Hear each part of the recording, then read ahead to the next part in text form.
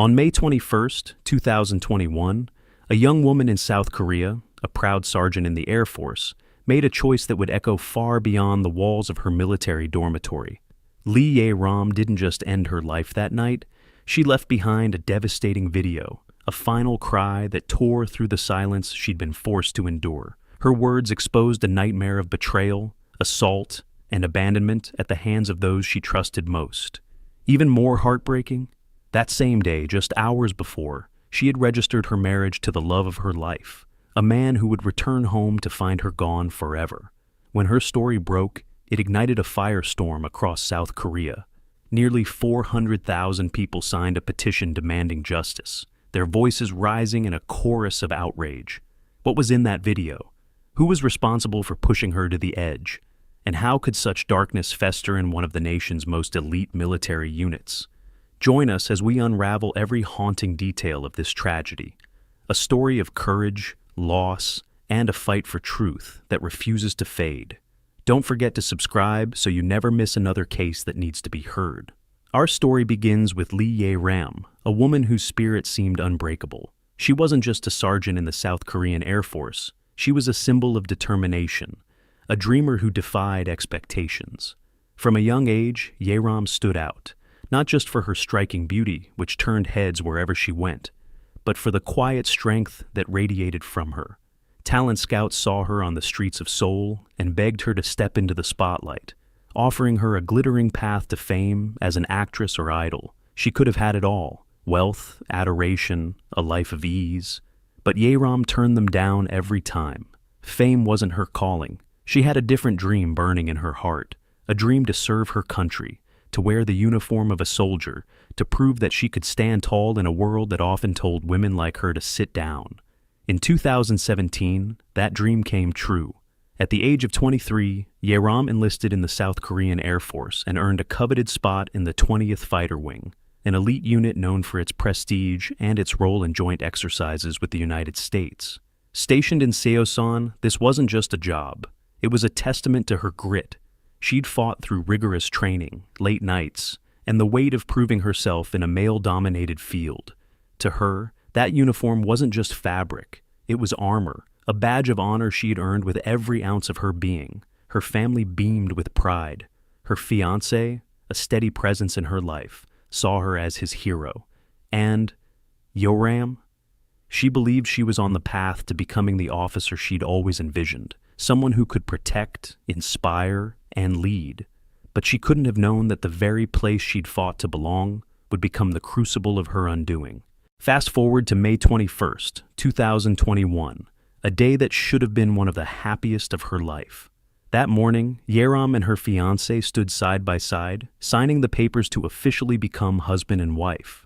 There was no grand ceremony, no white dress, just a quiet, joyful moment between two people who'd built a love strong enough to weather anything. Or so they thought. That evening, they celebrated over dinner at an upscale restaurant in Seoul, the kind of place where the clink of glasses and soft laughter filled the air. Ye-ram was radiant, her smile as warm as ever. After dinner, her husband had to leave for a night shift at work. She drove him there, still glowing, still the woman he'd fallen in love with. "Good night," she texted him after he left, her usual message laced with a promise. "See you tomorrow." He had no reason to think tomorrow wouldn't come. Back at her dormitory, past 11 p.m., Ye-ram moved through the quiet space with a strange calm. She opened the fridge, pulled out a meal she'd lovingly prepared for her husband's next day, and set it on the table, adjusting the lid just so. It was a small act, a gesture of care that spoke volumes about who she was, someone who thought of others even in her darkest moments. Then she picked up her phone. She didn't scroll through photos or call a friend. Instead, she turned on the camera, pressed record, and let the words she'd held inside for too long spill out into the night.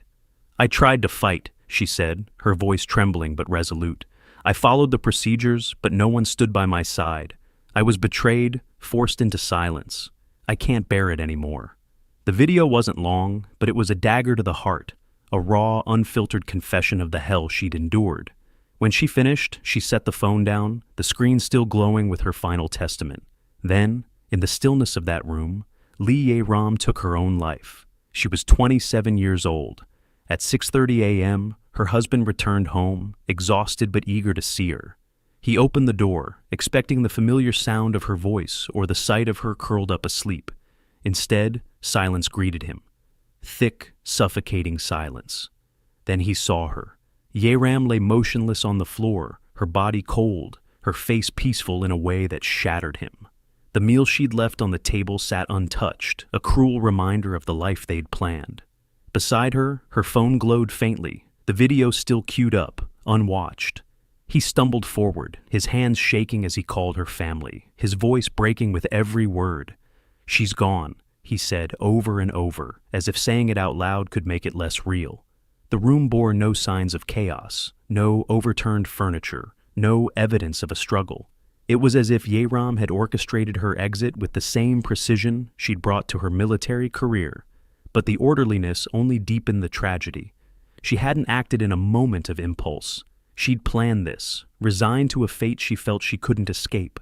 As her husband sank to his knees, clutching her lifeless hand, the phone beside her held the key to why. A truth so unbearable it would soon set a nation ablaze. When Yeram's family arrived, grief gave way to a desperate need for answers. They played the video, and with every word, their sorrow turned to rage. Yeram hadn't just recorded a goodbye. She'd left a detailed account of the torment that drove her to this point. She spoke of sexual assault at the hands of her own comrades, men she'd worked alongside, trusted, saluted. She described how she'd reported it, followed every protocol, begged for justice, only to be met with indifference, threats, and betrayal. "They made me feel like I was the criminal," she said, her voice cracking. "They took everything, my dignity, my hope. Death is the only way I can wash away this shame." The assault wasn't a single isolated act. It was the culmination of months of harassment that began when Yeram joined the 20th Fighter Wing. Her beauty and confidence, the very traits that made her shine, also made her a target. At first it was subtle, flirtatious comments, lingering stares. She brushed them off, kept her head down, even brought her fiancé to the base to signal she wasn't available. Most backed off.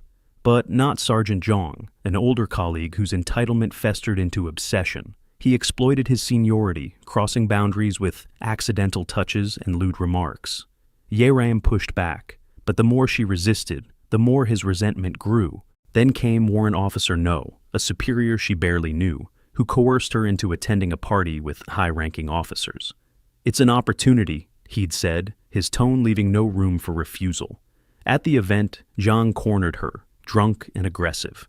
She fled, but he followed, forcing her to drive him home.